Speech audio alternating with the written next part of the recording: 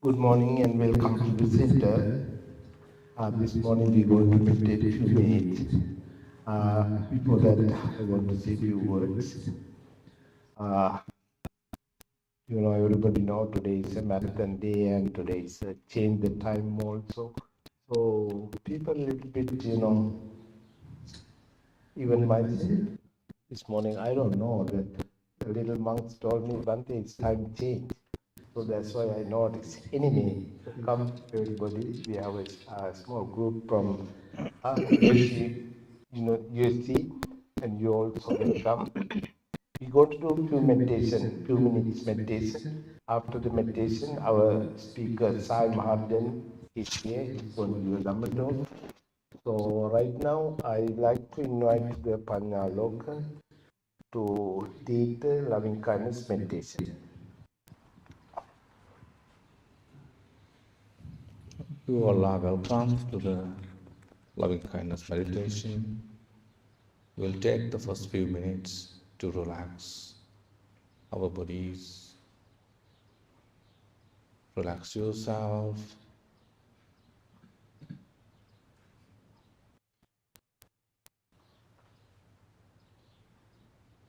Take a deep breath few times through your nose and let it go.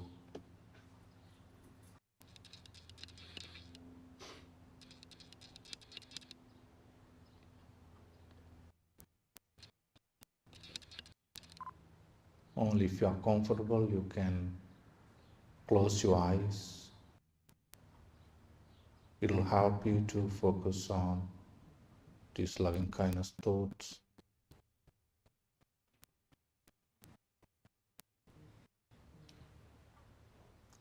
We are going to practice these loving kindness thoughts to the whole universe, beginning from yourself.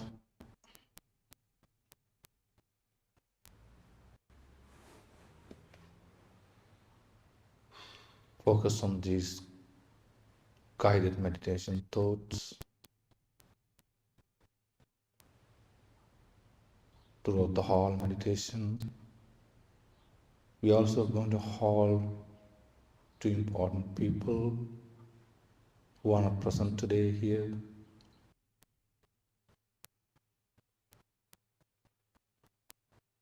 We wish a speedy recovery, much health for Russell, and also Reverend Shraddha. Hold these two good peoples in your good thoughts.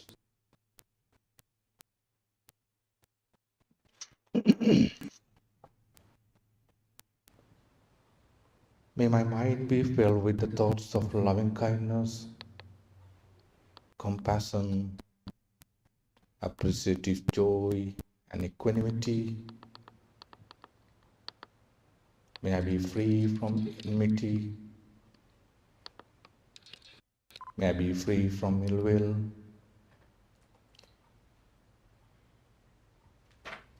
May I be generous. May I be gentle. May I be relaxed. May I be happy and peaceful. May I be healthy. May my heart become soft. May my words be pleasing to others.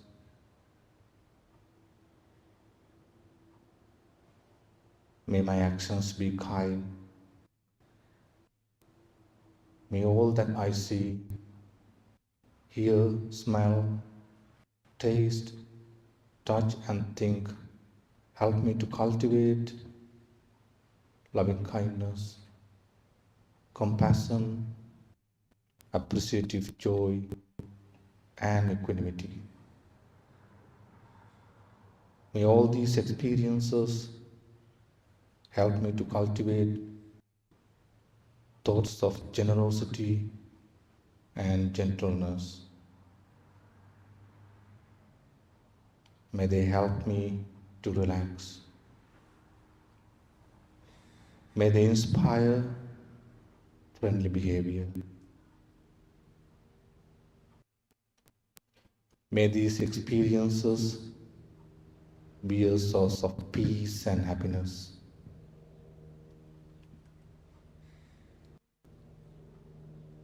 May they help me to be free from fear, tension, anxiety, worry, and restlessness. Like this, you can reflect on your own good qualities and spread these loving kindness thoughts to yourself.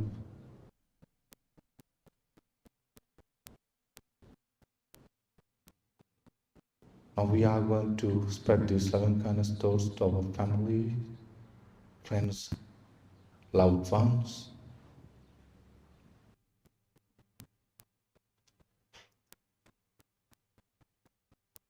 May my beloved parents, brothers and sisters, well-wishers, teachers, Dharma teachers, and all those who are indifferent to me be free from enmity, ill will, and grudge. May they all be happy, healthy, and peaceful. May all negativity, sickness loosen their grip and happiness be restored soon in the world. May all beings in the universe be well, happy, and peaceful. Now it is time for us to practice those loving kindness thoughts in our silent meditation. When you hear the bell, be here with your presence and you can stop your meditation.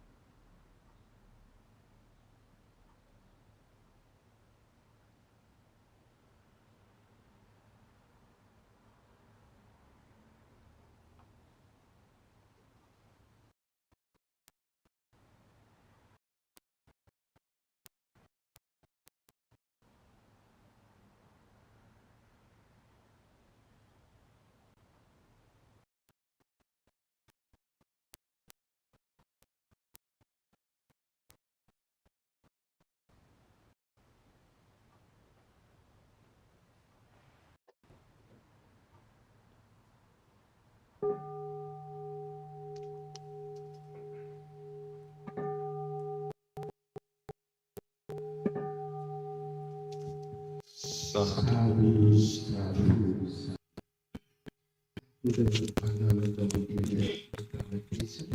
Right now, time for the Dhamma talk.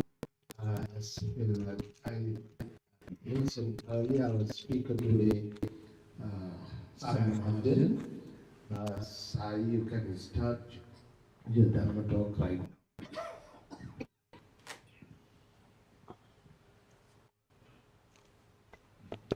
Namo tassa bhagavato arahato samma sambuddhassa. Namo tassa bhagavato arahato samma sambuddhassa. Namo tassa bhagavato arahato samma sambuddhassa. Arabhatha nikhamata yunjatha buddha sasane. Donatha Macchino Senang Nalagarang Vakunjaru. Dear Venerable Santi Bhante and other Bhantes and friends in Dhamma, it's always an honor to join this Sunday service with you and spend some time practicing meditation, contemplating on training our mind, guiding our mind, and also engage in meaningful dialogue to bring some insight to our life.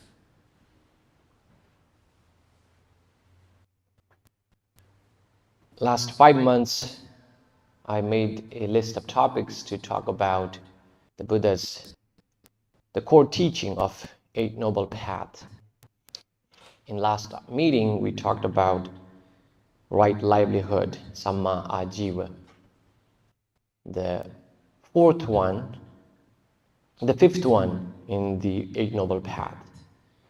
And today, I plan to spend some time discussing and sharing some teachings of the Buddha on Samma Vayama, right effort. One time, when Buddha was traveling by a town where people train horses, he met a young man who was cleaning horses and engaged in a little dialogue with this young man. The Buddha asked, how do you train your horses? And the young man answered, well, there's no one single way of training horses. Sometimes I'm very gentle with horses because there are a type of horses doesn't require much force. You just simple, gentle technique would help them to learn or tame them. There are also times that I have to use mixed of gentleness and a little bit of force, because there are type of horses that needs both. And there are types of horses I use a lot of forces, less gentleness. There are also some horses that I cannot train, no matter how hard I try. At that point, I have to just give up. And sometimes I have to put them down because there is no use of those horses. As a return, the young man asked the Buddha, how do you train your students, your monks? And Buddha said, I think I follow the same principle, just like you do. Sometimes they're monks, they're students. I have to give them gentle advice that suffices them. They go and practice. There are also times I need to use mixed. Sometimes I used to have certain strong rules. And there are also some monks who I have to use harsh rules. And there are times that I have to leave them alone. Now, this was a message that, sometimes people might misunderstand. How does Buddha use harsh punishment? In Buddhism, there is no physical punishment. We don't approve or we don't recommend using any kind of corporal punishment. There is more mental type. The worst punishment you see, or you might have heard in Buddhism is, at least in Theravada, the practice is Brahmadanda, the ultimate punishment, which is you stop talking to that person. So there was one example in the Buddha's time. Actually, it happened to the Buddha's best friend, Channa, who grew up with the Buddha in his childhood. Later, he realized his friend is the Buddha. Imagine your friend is a Buddha. How proud you would feel. Right? He was very proud to brag about his friend. Oh, we grew up together playing in the dirt. Now he's the Buddha. Even the kings worship him. And very proud. And it's a long story. Later down the time, he wouldn't listen to any other monks because he himself assumed that entitlement. I am the Buddha's friend, so everybody should treat me with some high regard. And he didn't respect any other monks. And he would disobey other senior monks' command or any guidance. Very proud, using luxuries and all the facilities in temple, but not following the teaching. And right before the Buddha passed away, he actually became monk later in the Buddha's time. Right before the Buddha passed away, Bhante Ananda, the Buddha's attendant, asked, how do we help Bhante Channa? He doesn't listen to anyone. And at that point, Buddha said, if he continues to be in such behavior, you should tell him that he is being punished by Brahmadanda. That is, no monk would talk to him. It will be utmost, no communication with him. That is the worst. And we'll come back to that story. So what was the purpose of these kind of approach? We talked about Buddha's teaching, and right effort is among the most intentional action. Right? We think of right action, right effort, there are few ways you can think. And if you're a Buddhist, you might think I should use right effort to increase my journey toward enlightenment. And if you are new to Buddhism, if you don't know Buddha's teaching, it still applies. And I, myself, as a former monk and also as a professor now, I constantly think about the use of right effort. You see students at different level, and people that I work with, people I teach, they are working with individuals with addictions. Now, right effort can come handy in many forms. And to make it simpler, there are times that you might need to use right effort to stop bad habits, right? You're trying to abstain or stay away from bad habits. That requires some effort, because if you think about the Buddha's teaching versus other teachings, I frequently compare. We don't have any saviors. The Buddha is not our savior.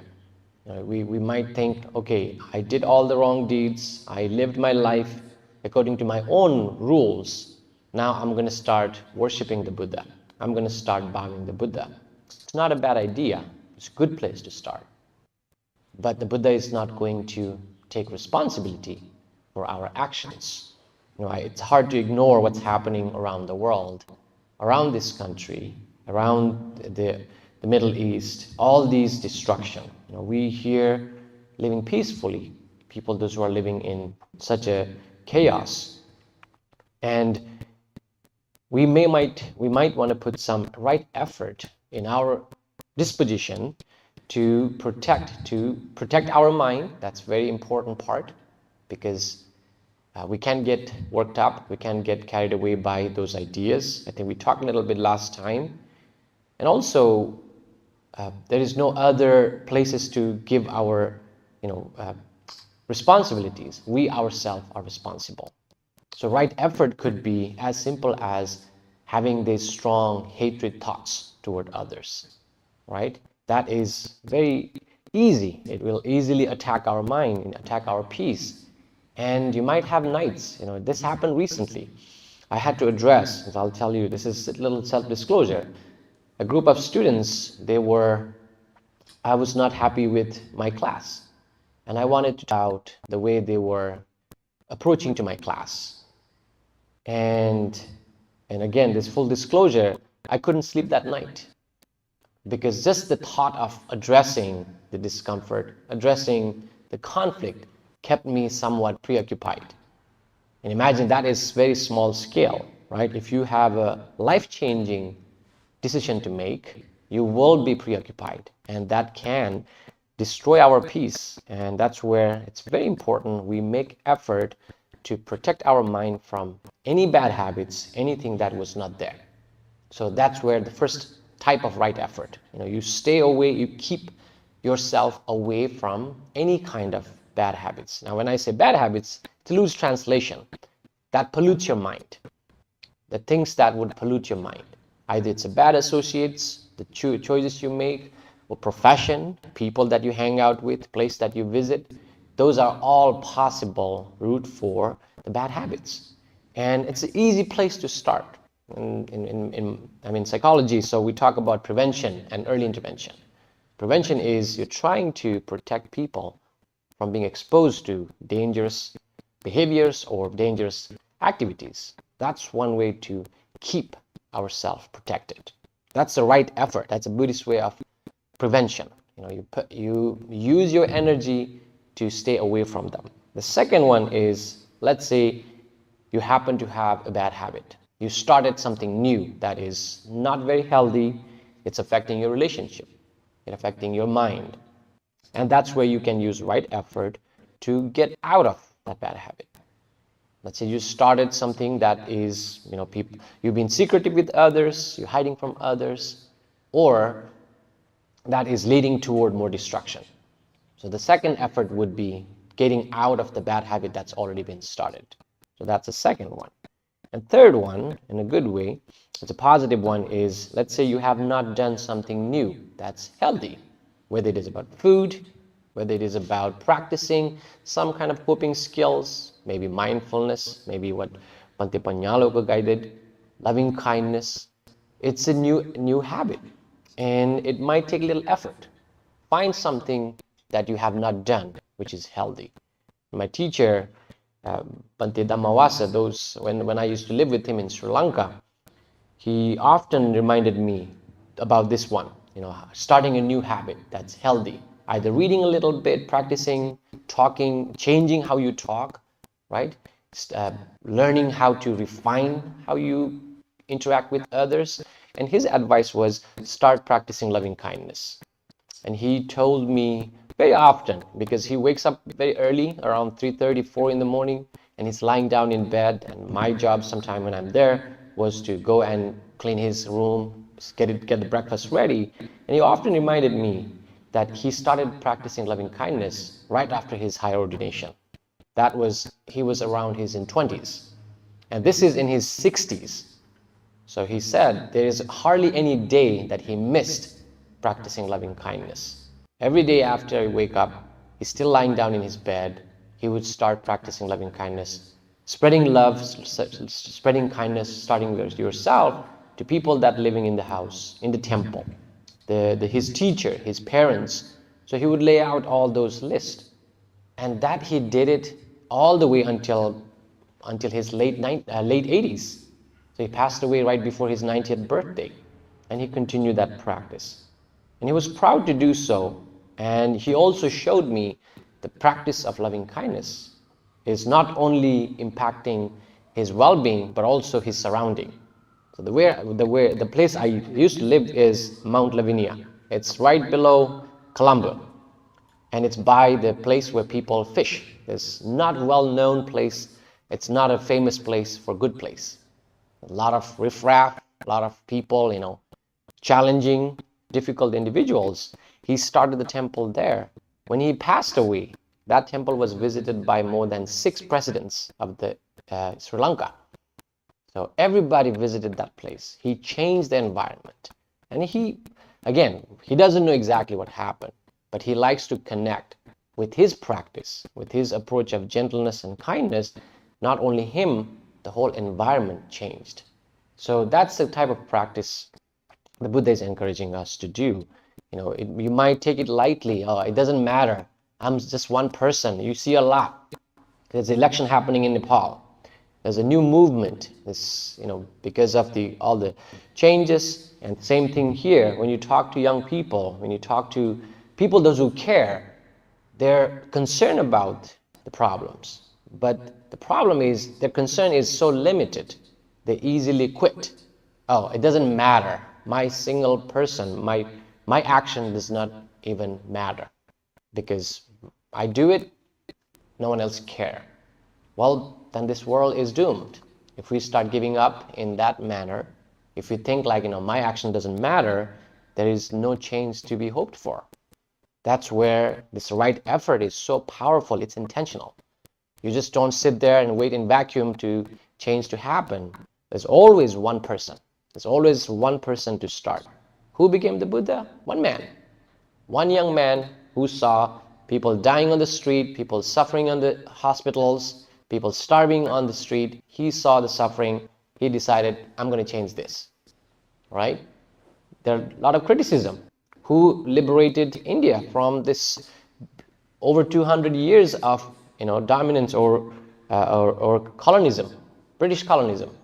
Mahatma Gandhi. He chose the path of non-violence. Right? Yes, people criticize him for other factors. He started something new. It was a single man. Everybody criticized. Same thing here, civil rights movement. Martin Luther King. You look at his history, the single man who started these ideas. All these changes start with one strong-minded person. And if you discount your effort, my effort doesn't matter, we cannot hope to see any change. So the change starts with one person. And the same thing with your household. If you think of like, I'm the youngest one, I'm the second one, nobody listens to me, then we can't hope for any change. You work for some entity, you work for some institution, same thing. My voice doesn't matter. That's where I like to see the right effort is so powerful. If somebody takes it to the next level and you start changing individual, family, system, and systemic change, it starts with one person. And we cannot discount, we should never give up that idea. So that's where the third one is, choose something new that you have never done, that is beneficial for yourself, that will benefit others. So that's the right effort. And if you have done something, you started something, and I like this, the speaker, I forgot, either she is a psychologist, Angela Duckworth, she talks about grit. She talks about, perseverance. People always equate success to intelligence. And her research, her study is on success is equate to how gritty you are. Perseverance. You start something, you like to see the end of that job or task. People don't give up. And that's similar idea that Buddha is teaching us, right effort in you start something important, wholesome, that's what we call, upannanang kusalanang dhammanang bahubhavaya. That means how to expand your wholesome action. And that requires effort, right? You don't see change. And I teach undergrads, I often joke with them, this delayed gratification, right? When you are young, it's hard for you to wait even a few minutes for your reward. There's a marshmallow experiment you see. You ask kids to wait 10 minutes before they can get 2 marshmallows, or you just jump into the plate and eat one without waiting 10 minutes. For young people, it's hard to wait 10 minutes. It's eternal. For older people, it should be easy because we are grown up to delay.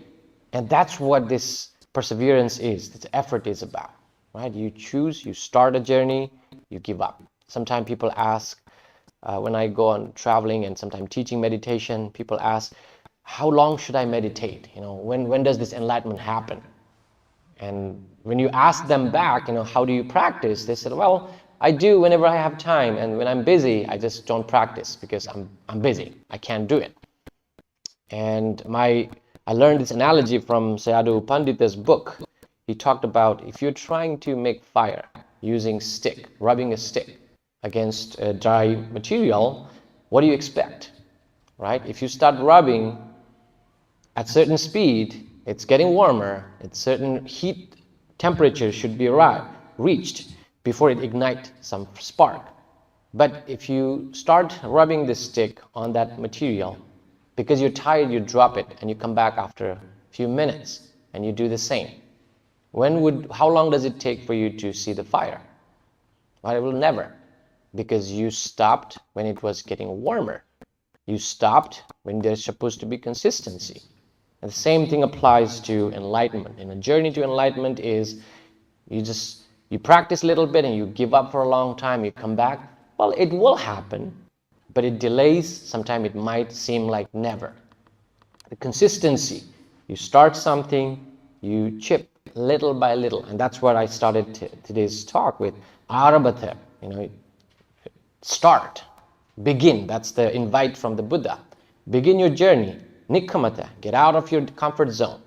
Don't stay in your comfort zone. Don't stay in your comfort, because there might be something beyond what you find comfortable. Yunjata Buddha Sasani. And that's the loose translation would be apply Buddha's teaching into your life. Right? Apply, practice. And dunata machuno senang nalagarang kunjaro. Just like an elephant can destroy a pond full of lotus plant, be someone like that strong. You engage, you have to engage. So these 4 types of effort. I hope you will remember. Suppress or don't start something that's unhealthy, unwholesome, that will destroy our life. People, I have seen some of the family members, sometime that the area I worked with inmates for about 3 years, and I saw how starting a bad habit lead to more destructive lifestyle. So that's very good reminder, choose. Buddhism is all about intentional. It's not sitting there and letting things happen, but you making intentional choices. Choose what behavior is unhealthy and stay away from them. If you have one, it's not too late. Buddhism, if you read the Buddha's script, I never found Buddha judge other people. You read the suttas, read the stories, he never judged. Like the worst case scenario I've heard is Angulimala. He was a murderer. He literally killed over 1,000 people before he saw the Buddha. And he ran to the Buddha. Actually, Buddha ran after him. That's the story's other way around. Because he was on his pursuit to kill his mother. Because he was given a task by a bad influence teacher to bring 1,000 thumbs, human thumbs, so he can complete his degree. We're lucky that we don't have such teachers these days, right? We just need to do our assignments. You don't need to kill nobody. But he was asked to kill 5,000 people, 1,000 people, and bring thumbs. And he was shocked. He fainted when he heard the news, but he started to do it. He was hiding, he was killing. Point came that he lost his mind. After you kill so many people, you're not human anymore. He acted like almost animal. Everybody's scared of him. Even the animals were scared of him, because he was very furious by the time. And he was on his way to kill his mother, to fulfill his degree. And the Buddha learned about this, and he intercepted. Buddha came ahead of him, stopped him from killing his own mother, because in Buddhism, killing mother is the worst sin. It's very dangerous. So Buddha stopped him, and Buddha introduced him to, why are you chasing after these? And brought him into awareness that he's about to kill his own mother, guided him to practice. And not a single time Buddha used guilt tripping. Not a single time he said, oh, you used to. So after Angulimala became monk, when he went for an alms round, every time he come back, he came bleeding his head, bleeding somewhere. Why? People threw stones and rocks and stuff at him, because they all remember him as a murderer. Now he's a monk, but everybody remember, you killed my uncle, you killed my aunt. So people were taking anger out of him, even he was monk now. But he was now training his mind not to react. He came back temple bleeding and still continued to practice. And there were not a single time Buddha said, oh, this is all your deed. You killed those people, that's why you're getting this as a result. Buddha never used guilt, never used what you did in the past as a way to teach you a lesson. I'm not sure if I'm clear.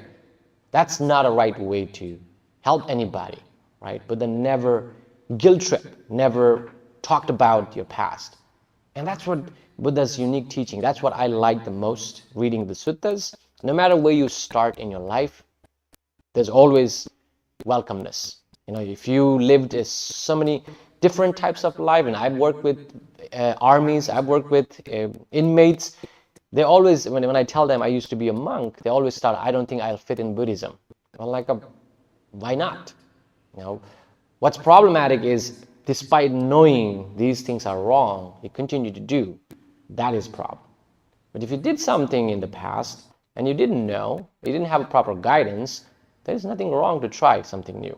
So that's right effort really fits well when you think of changing your life, right? Staying away from things that would hurt you.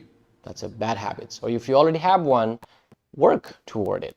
And lapse is not a problem. You know, people, those who are addicted to substance, like alcohol, they relapse, right? You try for so many time, and sometime you forgot, or you happen to be in an event, and you drank again, or you used the substance again. Lapse is not a problem. The problem is if you're allowing that to take over your life again. That's why you use effort, and this might help you to remember when you try to use effort. Sometimes people might say, I try, but I fail again and again. What's the right way to try it? So there's a nice sutta, Vitakasantana Sutta in middle length teaching. Buddha talked about, think about the consequence, if that helps you, right? Think about the consequence of your action, if that helps you. If that doesn't help you, think about where this thought started from. And you wanted to do something, there is a beginning, you know where it started. You were stressed at your work, that's why you wanted to drink. You were upset at your family member, that's why you wanted to use substance, or any of those. So think where it started, and look if the solution is actually working toward fixing the original problem. Most of the time, I talk about addiction all the time in my classes. Your self-medication is never the right solution to the original problem. It's just the escape way, an escape behavior. It allows you to forget about the problem temporarily. Or if that doesn't work, thinking about origin doesn't work, try to slow down. What led me to this idea? What led me to this action? Almost like, think of you're running and you're slowing down to walk, then to stand, then to sit, and then lie down. It's almost slowing the thought process. And none of these work. You force your jaw against each other and try to exert some effort. I will not do this. It's trying to crunch your jaw and trying to make some effort, or trying to lift something heavy. Similarly, you can use the same effort to crush some of those temptations. And that's where this right effort comes handy. And same thing applies, like I gave example of my teacher. If you don't have a good habit, wholesome habit, choose one. Bhante mentioned about practicing meditation, mentioned about loving kindness, mentioned about compassion, generosity. They all, we love to wait, we love to postpone our good behaviors for later, but it's unfortunate. This is the time, this is the right time, this is the best time to start. I might have said this joke before, but I don't mind repeating. This joke is about, we all plan when you're young. We think our day, we have a lot of time, right? And I see some young people might think, I'm just in my 20s and my 30s, not even there yet. I can live until 80 or 90. But that's not how it works.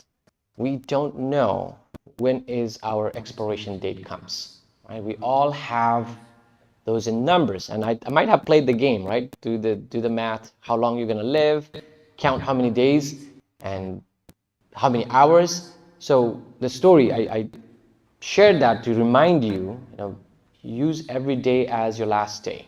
Not to scare, don't be afraid of it. Me saying this doesn't matter, whether I say it or not. If that is the day, last day of your life, it will happen. It's not because I said it.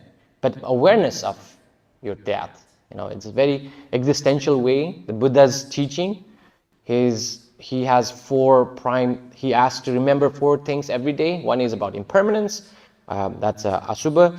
The other one is Buddha Anusati, think about the Buddha. The other one is Marananusati, think about your death, contemplation on death. Think about life has an end. So one of them is, you think about death, it makes life more worth living, because you have limited time, instead of thinking I have infinite amount of time. This young man who was working in, I modernized the story, working in a coffee shop, got visited by Grim Reaper, the guy who was in charge of death, right? The young man, who's in his early 20s, saw this Grim Reaper and asked, you look familiar to me, do I know you? The guy said, yes, I'm Grim Reaper. I'm here because today is your day. You're dying today. And the young man freaked out. He said, like, I'm too young to die. I didn't even finish my college yet. I still need to get married and all the plans. And Grim Reaper said, I can't help. Today's your day. You have to go with me. And being young and smart, he thought, how about we take a few minutes? Let's take it easy. I'm going to make you some coffee and we'll talk about it. So he made a coffee, but he also snuck in a couple sleeping pills in the coffee. And gave it to Grim Reaper. He drank it. He fell asleep. What would you do if you were that young man? Now, running from the story is not an option, right? He will find you. There are a few things. I'd like to hear what you would do later, but so being smart, what he did was the Grim Reaper had the list. He had the list of names who's supposed to die, and his name came on top. The young man, he took his name from the top and put in the bottom, buying some time, right? So it's not starting with him on the day. And after a few hours later, Grim Reaper woke up and very relaxed, thanked the young man, never rested this well in a long time. So I'm going to return you a favor for giving me some relaxed time. Today I'll start my list from the bottom instead of top. So when your time comes, it just comes, right? So there's no way to buy more time. The best way to buy is when it is still available, when you are young, when you have energy. A lot of time people postpone. I will start practicing so and so. I will start generosity when I make six figure. I'll start helping others when I'm well established. Those are almost deception to yourself. You're fooling yourself. If you don't have that habit, without little effort, it will never start. Otherwise, the world would be very peaceful and very nice place. A lot of people made those promises when they were broke, when they were not capable. When they get to those points, it's harder. It's very hard to give. It's very hard to spare time for your own growth. So that's why this right effort lesson, hopefully you will take it to at least, starting today, starting tomorrow, to begin a habit, a wholesome habit that would change you. And probably by down, next year, when you look back and look at yourself, you may have made a good progress. Again, it applies in your life, and I'm an instructor, so I tell this to my students, I tell this to people that I teach about Buddhism, and it is intentional. The right effort is intentional. And with that, I would like to share what Bhante Panyaloka shared, the sentiment, we have a couple of friends, those who are regularly here with us. Russell and Shraddha is missing because they are unwell, and so is Mr. Nam. So we wish their speedy recovery and come back to us, join us with this nice discussion. And all of you, I hope you will take some lesson from the Buddha's teaching to apply in your life. Thank you so much.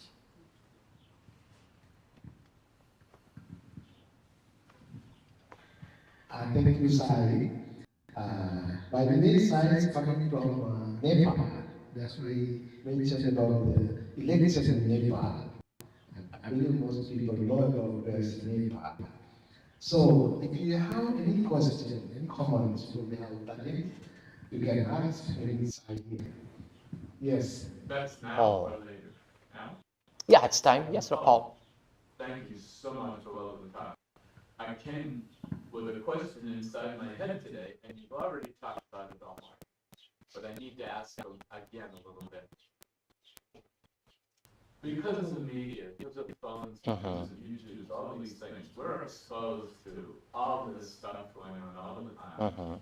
And we may despair, what can we do about it? We can't control people, we can't control these things.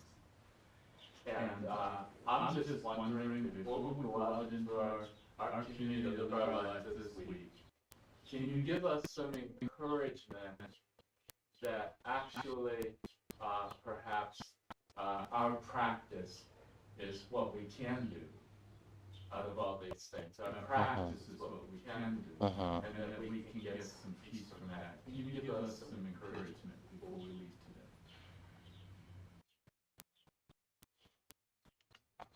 Thank you for the question, Paul.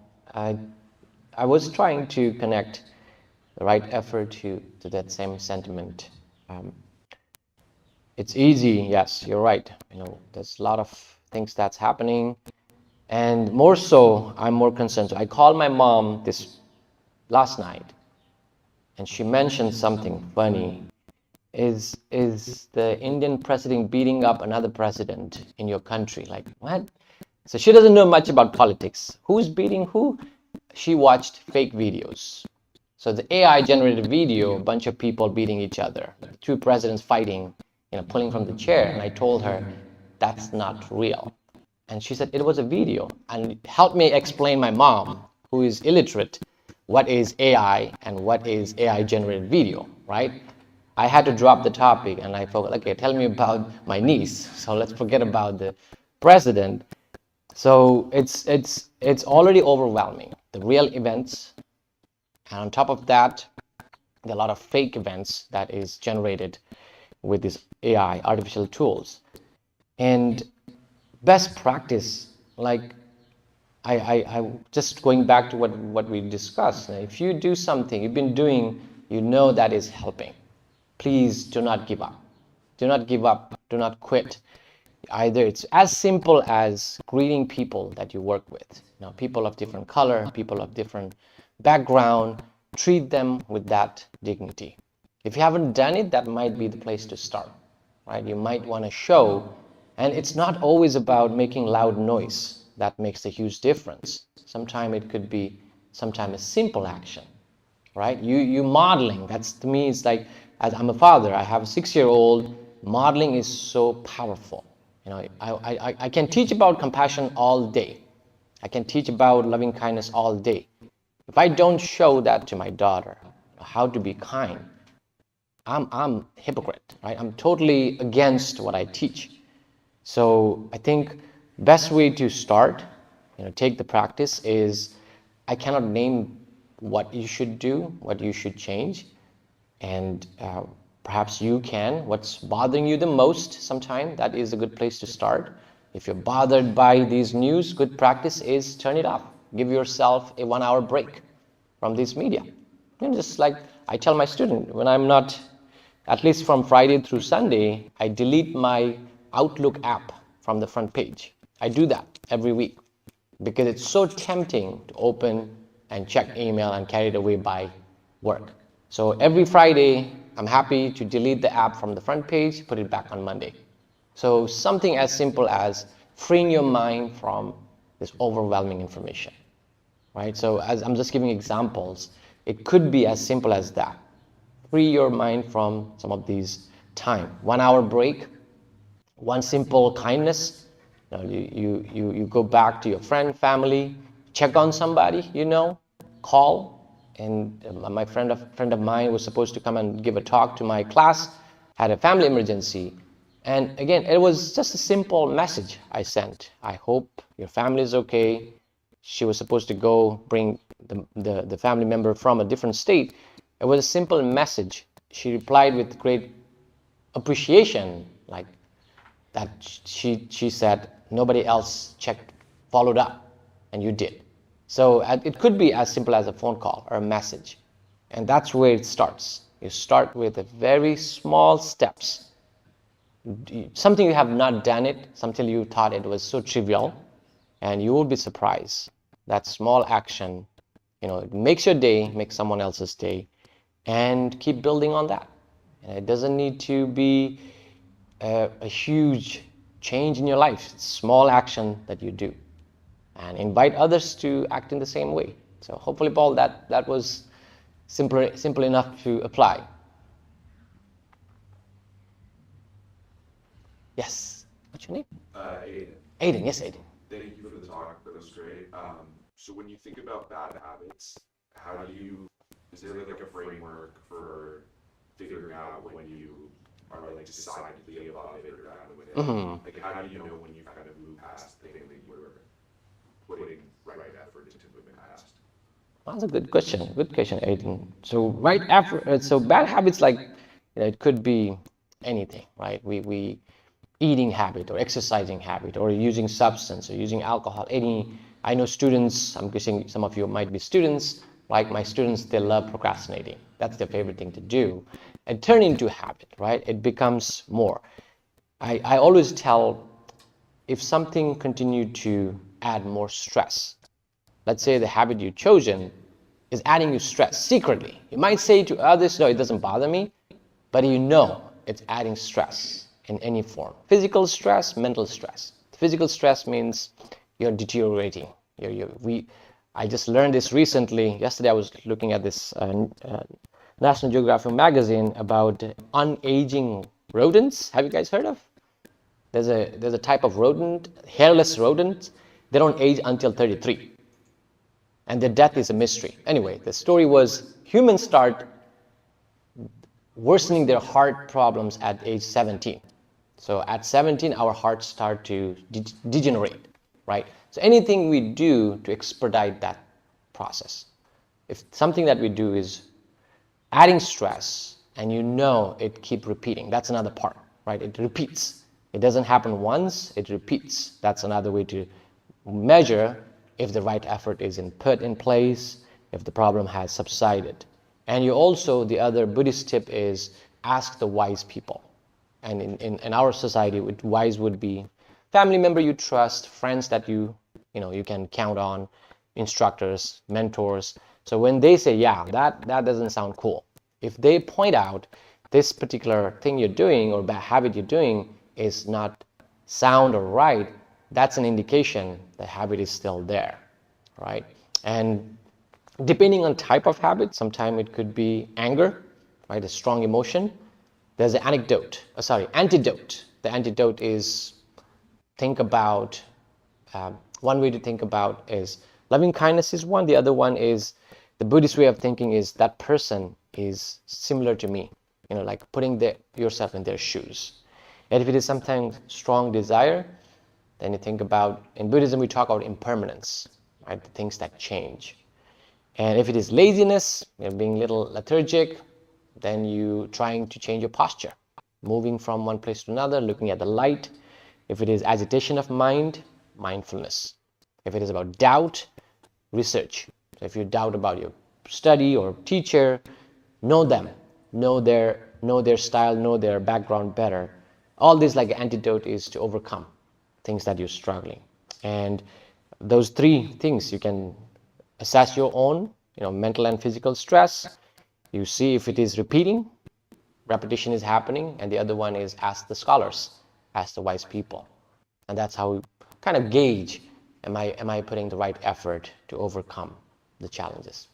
A good question, Aiden. Thank you. I hope that satisfies your question. Any other questions or thoughts? Yes. Between like grit and kanti kind of as Shanti? Yeah, so kanti is endurance, right? It's endurance to discomfort. And it might be, yeah. Grit is, I think the way Duckworth defines is, it's despite the challenge, despite the lack of knowledge and skill, you persevere, you keep working toward the end goal. And Shanti is more spiritual way. You endure discomfort, endure criticism, right? Endure like a lack of comfort. So I think there might be some connection. Yeah.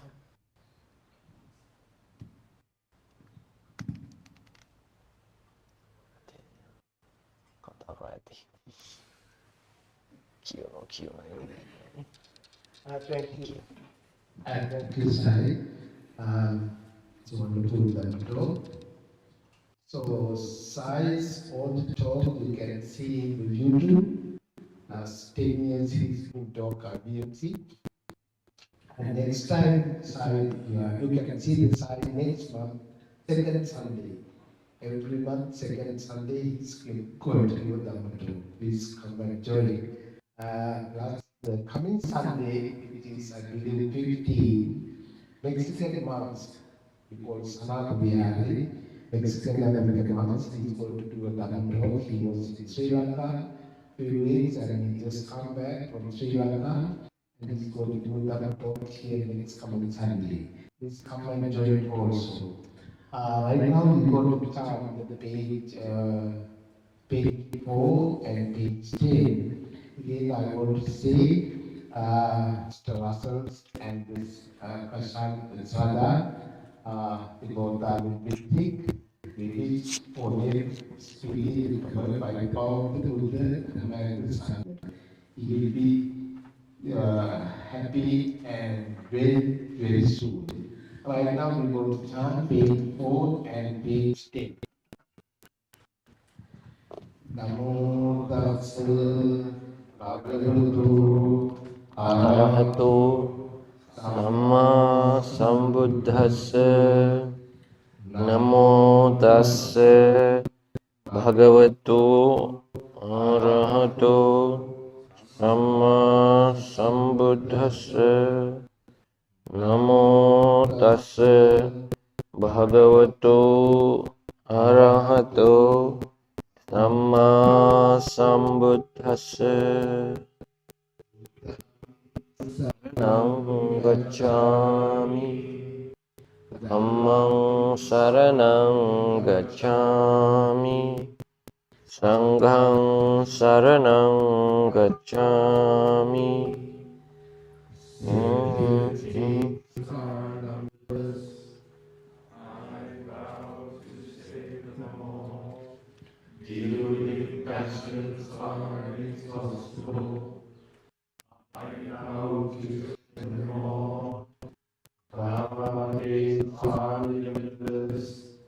I vow to study them all. Buddha's way is supreme. I vow to sing it. Make suffering ones be suffering free, and the fear struck careless be. May the grieving shed all grief, and the sick find health within.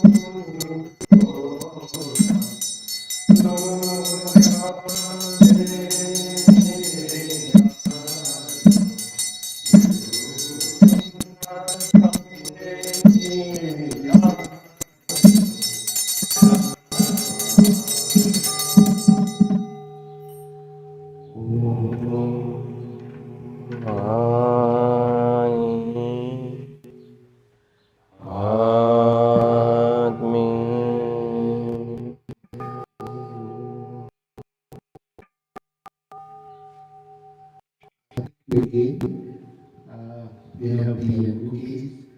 Um, by the power of the Buddha, Dhamma, and Sangha, you will be well and happy. Sadhu, sadhu, sadhu.